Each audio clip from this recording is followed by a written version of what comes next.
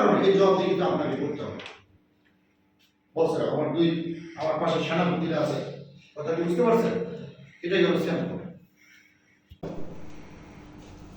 লাইনের বাইরে কম যাবে, লাইন আপনার লাইনের বাইরে যাওয়া মানে আপনাকে ফাঁকে নিয়ে যায় আপনার লাল করে দেওয়া, এটা হবে না।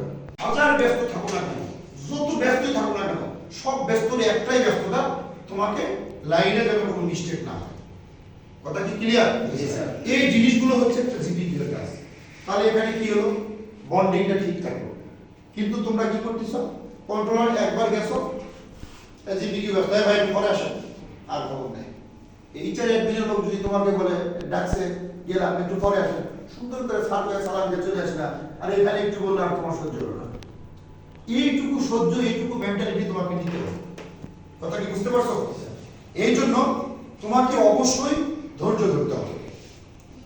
তোমাকে ধৈর্য করবো, স্যাম্পল হাতে পাওয়ার সাথে সাথেই দেখবো স্যাম্পলের গায়ে কি লেখা, পিপি স্যাম্পল লেখা আছে কিনা, এখানে কি কার্ড, ইয়েলো কার্ড না গ্রিন কার্ড না হচ্ছে রেড ট্যাগ, এটা আমাকে দেখতে হবে। কমেন্টস দেওয়া আছে, একটা ঝুলানো আছে তোমার হচ্ছে শীট প্রোটেক্টর দিয়ে, এই কমেন্টসের ভিতরে সাইন আছে কিনা, মেজারমেন্ট শিটে সাইন আছে কিনা, এই জিনিসগুলো তোমাকে দেখতে হবে। দেখে একটা রেজিস্টার মেইনটেইন করে কাজ করতে হবে। লাইনে কাজ করলাম, এই স্যাম্পলটা সবসময় আমার চোখের সামনে থাকবে যে আসলে এই স্যাম্পলটা কি ঠিক মতো ব্যবহার হচ্ছে কিনা। ভাই স্যাম্পল নষ্ট করবেন না, কোনো স্পট করতে পারবে না। একটা পলির ভেতরে ঘাড়ের উপর থাকবে, পলি হাতের উপর থাকবে, দেখে আমার পলি মধ্যে, মানে একটা ছোট বাচ্চাকে যেরকম মানুষ কঠোর পরিশ্রম করে বড় করে এরকম করতে হবে।